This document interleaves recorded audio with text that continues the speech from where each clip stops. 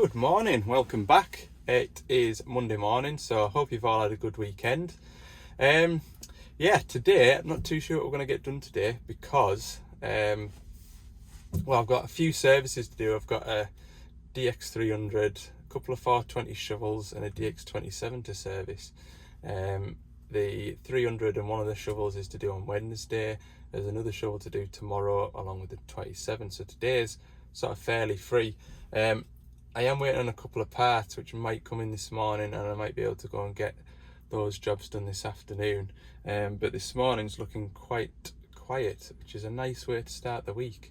Quite often if I book a service in on a Monday morning, the phone will ring on a Friday afternoon or over the weekend, and it spoils your plans and you end up having to phone folk back and sort of move things about a bit. So generally I try not to book any services in on a Monday, which has now meant that I've got a bit of a quieter day today. But like I said last week, I could do with squaring the van up a bit. It's absolutely filthy, so that's my first job this morning. I've got a bit of paperwork I need to do and send a couple of emails and just do a bit of admin.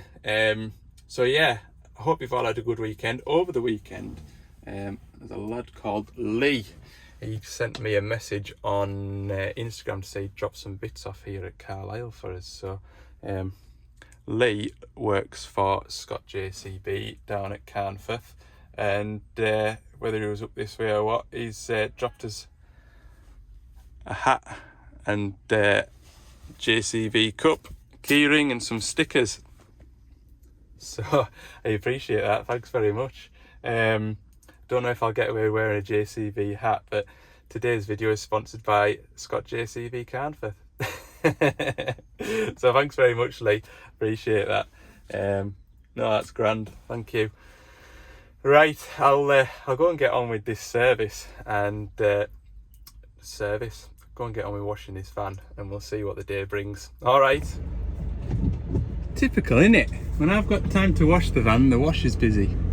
Hey man. Anyway, I've got some little PDIs to do while I'm kind of handy, so I'll go and get those done. There's a 27 that needs a green beacon and a PDI, and a 1 ton Mechalak dumper that needs a PDI, so I'll go and do them, and maybe later on this afternoon they'll have finished washing that forager down, although I know foragers take a bit of washing like.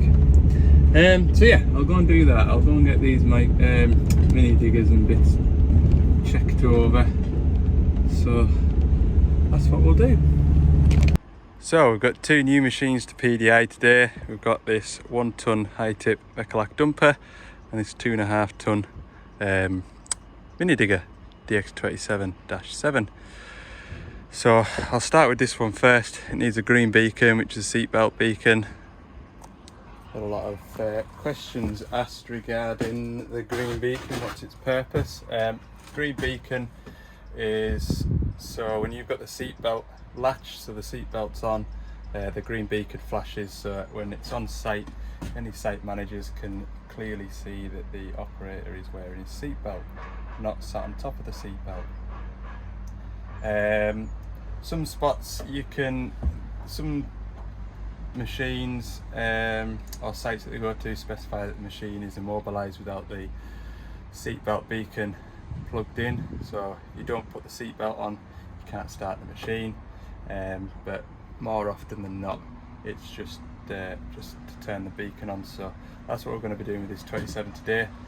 The Mechalak dumper, it's already fitted with the green beacon, and with that, if you haven't got the seatbelt plugged in, it won't let you start it, I think. Certainly on the bigger machines, not too sure about these smaller ones, not done an awful lot with them, but certainly the bigger ones, you can put the seatbelt in before it'll let you start. So I've got my stuff here, new seatbelt, green beacon and a beacon foam, and some quick hitch hoses. I've got to go and find the hydraulic quick hitch to put on that 27, so that's my first job. I'll put the hitch on it, make sure that's working, do a level check, pull the cab apart, put the green beacon in. That'll be finished after I've washed it. Obviously it goes without saying that both these machines would be better if they were JCB. JCB make a far better mini digger and dumper than what. Whoa! What am I saying? Absolute madness! Whew. That was a close call. Nearly started talking utter nonsense then. Oh. Just a bit of humour, hope you don't mind. Yeah, I'll crack on.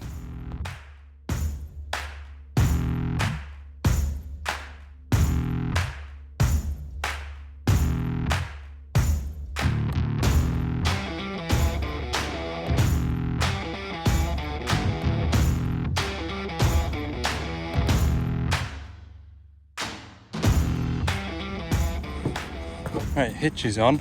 I just need some quarter female BSP to 1/8 BSP adapter just to go onto there. Pretty sure I used the last two that we've got in stock. I'm gonna PDI'd that other machine, so I'll see if my storesman will nip and get us some while I continue, because to be fair, I'll probably find one if I ratchet around long enough. But that one, no. Yeah, if I ratchet around long enough, I'll probably find one. But the time it takes us to ratchet around to find one or two, then you might as well go and get a couple, or even half a dozen, and keep 4 in stock. So I'll do that. I'll continue on with this PDI.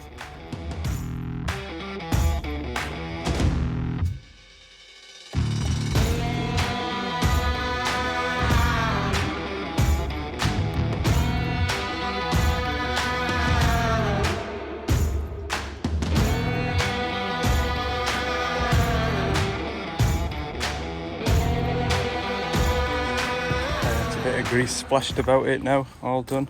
We did have a couple of adapters. It must have been some other adapters that I used up. Anyway, that's the last two, so happy days.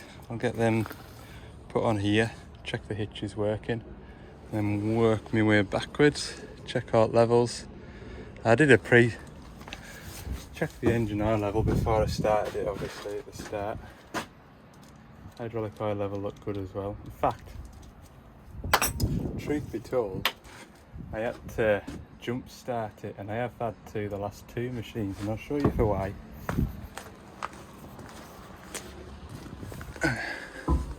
You've got this ACC position here. When the machine's running and folks switch it off, they leave it in that position there, and then it drains the battery. So it was to jump start this morning. So anybody running these, just make sure you don't accidentally leave it in that position. It has to be in that position. And you can take the key out. Right, yes, hitch hoses, we'll get on with them.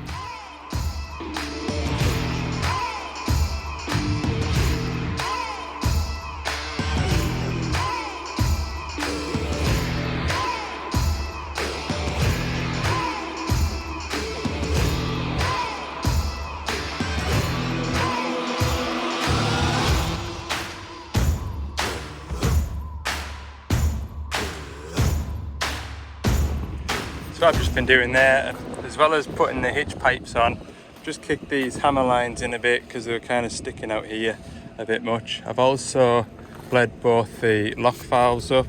It's amazing how much air comes out of them before the oil runs out, and that just helps with the sort of general machine operation. If you've got an air pocket in here, it might only be that much, but that air will be compressed before the lock valve gets the oil to unlock it. So if you're pushing your boom down, you've got nothing, then it unlocks and it seems to go quite sharp. So I've just bled the air out of this pilot pipe here, and also same on this side as well. The cover that protects this can be a bit awkward when it's got the overload warning sensor on.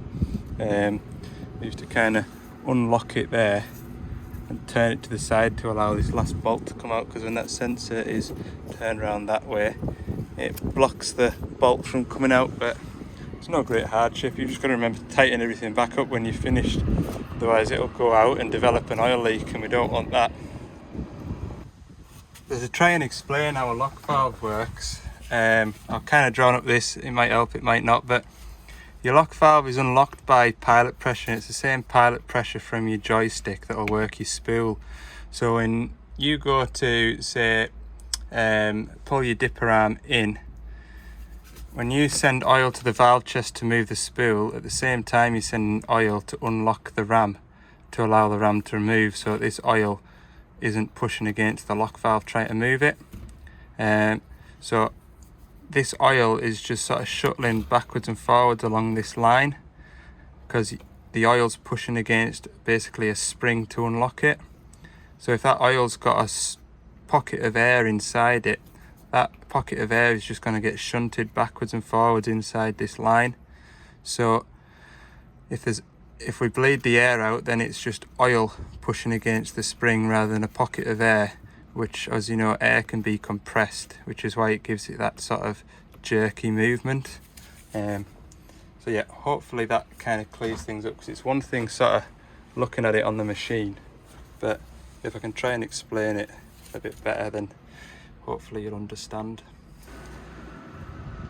So the purpose of a lock valve, or a burst protection valve some people call it, you've got this rubber pipe here. So if this rubber pipe was to rub through and split, or you were to have a failure on here, anywhere down the boom, if it didn't have the lock valve in here, all the oil inside this ram would be forced out from the weight of the dipper arm.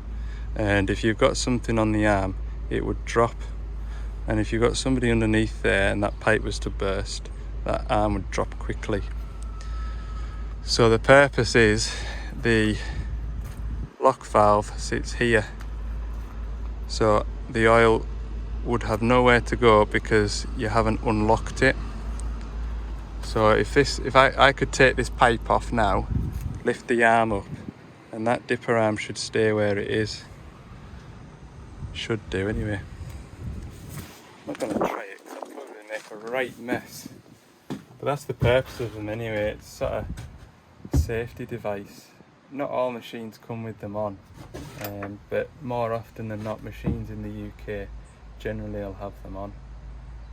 A lot of sites will dictate that the machines need to be equipped with lock valves, and they can be fitted aftermarket. You know, it's just technically an extra couple of pipes, but you can't have a lock valve between two rubber pipes, because obviously it defeats the objective. If this is a rubber pipe between here, that rubber pipe went, then defeats the point of having a lock valve, so it always has to be a steel pipe. So next I'm just going to check the final drive oils. I've cracked these off already because I couldn't do it with one hand. We'll do both sides. Like I said, I like these travel motors with the level bung in the middle, because it doesn't matter what position you park it before you check it. There's plenty of oil in there, look. That's one side. We'll do the other.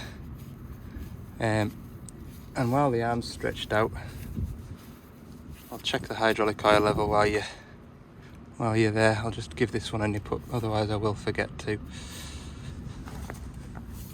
Don't need to go daft, because otherwise you end up rounding those bungs and to chisel off. Back of the engine oil level. I checked it earlier, but I'll just show you that we're okay.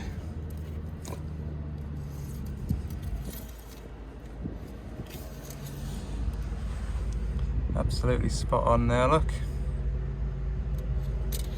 Quite often you have to put a drop or two of engine oil in them. They generally come between the two marks, full and empty, and I was always told to put it to the full mark. Coolant level, we're happy with that. There's no washer fluid in it. I've got some washer fluid on the van, so I'll fill that up. Check the fan belt tension as well, make sure there's nothing amiss there. Feels alright to me. And in here, battery isolator, and the hydraulic oil level is spot on, so that's good. No signs of anything leaking. Happy days.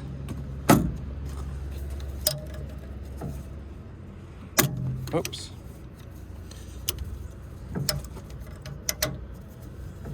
Yeah, a catch like that on one of those loading shovel, obviously a bigger, heavier duty job, but a catch like that on the loading shovel mud guards would be a better job, like, I think, something like that. Obviously the caught that with me rag.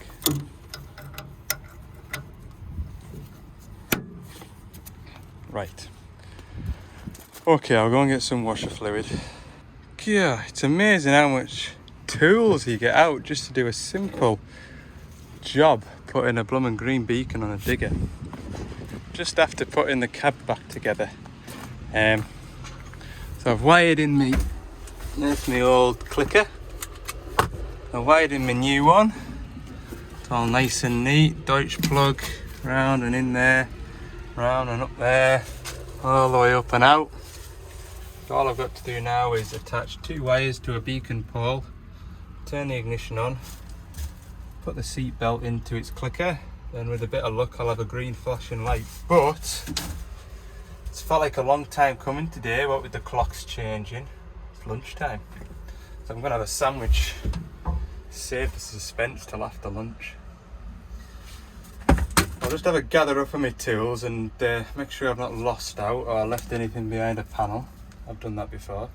Yeah, job will be right, won't it? Okay, lunch has been had. I'm just making up this last bit of wiring harness now for the green beacon. That's my beacon pole. I just need to cut the wire to the right length, put a couple of female spade connectors on. I've just ever so slightly modified this bracket so I can put an M12 bolt through it, because I can pick up off the work light on the back. So that's what I'm going to do next. Just another couple of minutes, and then track it over to the wash and track it over to the wash and give it a rinse off. That will be done, and we'll get a start on that. Yeah, I think that looks nice. Nice little mount. Perfect. I suppose I better go and try it maybe. That might help. Put all that together and buttoned everything up and go and try it and it doesn't work. Let's see. Plug the seat belt in. Turn the ignition on. Are you ready? Hooray! Job's a good one. Right, I'll get all this plastic off the controls and everything and set this dashboard up. So I'll set the time. I'll just check the maintenance. Yeah, so it'll pop up when it's due its first service. Come over there then. Machine gauge panel configuration. Set language, that's alright, I can read that. The mate screen brightness. That's okay. Time and date then. 24-hour format then, I don't get confused. In fact, that looks like the right time. I'll just double check. Yeah, time and date's all spot on.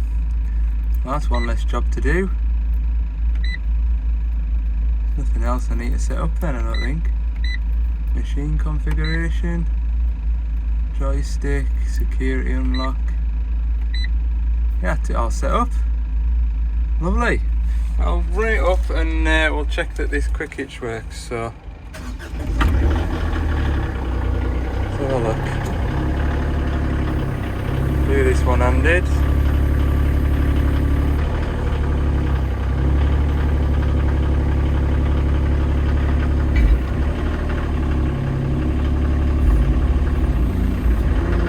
Right, spring-loaded hitch on these, so to unlock it you have to flick it over and then hold that button over and press.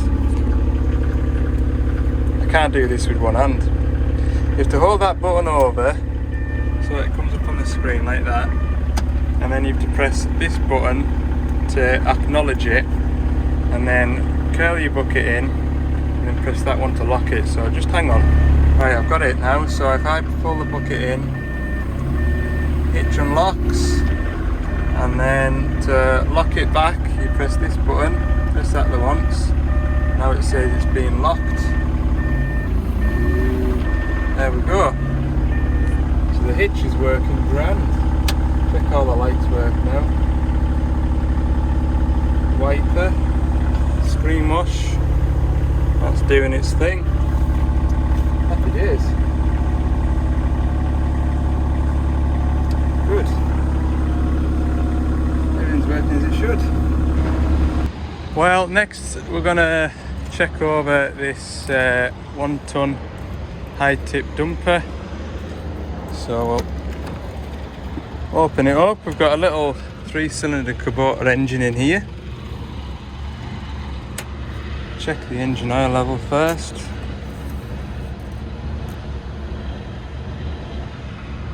Not far off, just wants half a cupful put in there. I'll do that next. Hydraulic oil level. That's the fuel level, so that must be fuel on that side. Aye, there's the level. That's not the level, that's like a backflow pressure. Where's the level? Anybody know? Can't see it. Is there a dipstick on the end of it yet? Ha! A dipstick on the end of the camera. Hang on. Ah, there we go. Good for that. Want a splash of hydraulic oil with the looks. Give it a splash of hydraulic oil then. Coolant level, spot on. I think that's it, because this is a hydrostatic machine. So there's no axle oils to check, because there's no axle as such, it's just drive motors. Same on the back. New pipes everywhere, look. Hell, fire. We'll check the tyre pressures, make sure they're good. On those bigger dumpers, I had to drop a fair bit of pressure out the tyres. Yeah, just have a right good look over it. Fan belt, tight. Yeah, right. I'll top this hydraulic oil and engine oil up next.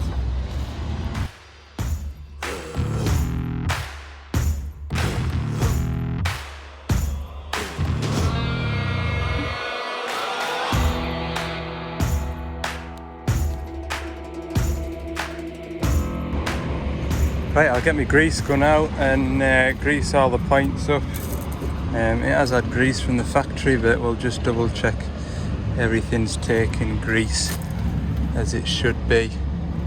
After that, I can't think of much else it's going to need. Nice and straightforward.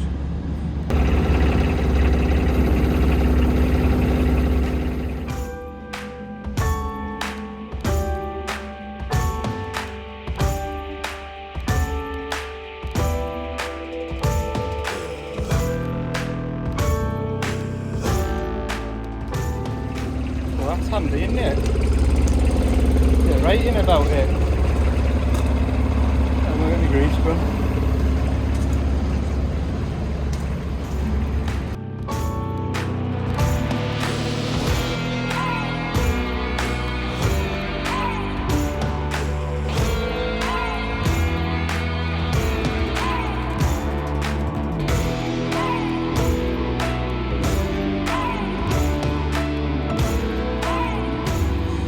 There's a prime reason why it's good practice to check machines over before you send them out. You know how tight they are. They snap that cable tie. So what I'm going to need to do is slacken that bolt off and that clamp. Feed some of this through. There's loads of it to feed through. There's no need for it to be that tight. Ridiculous. Just do that now. You know what else it looks tight? That one there looks tight.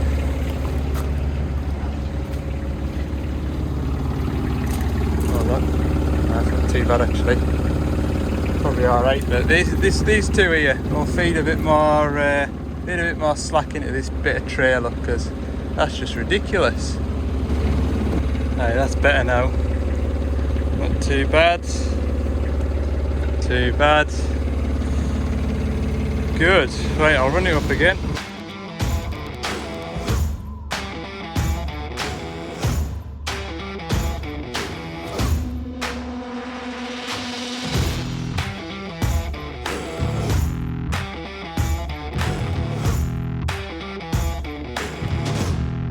Yeah, I got snuck onto the wash and give the van a right good clean, which it definitely needed. I reckon it's been at least 5 weeks. Anyway, there you go. I know by tomorrow 10 o'clock I'll be thinking that was a waste of time. But yeah, I did notice actually while I was washing it, someone's been grinding next to the van and all the sparks have splattered up the sliding door, which is really annoying.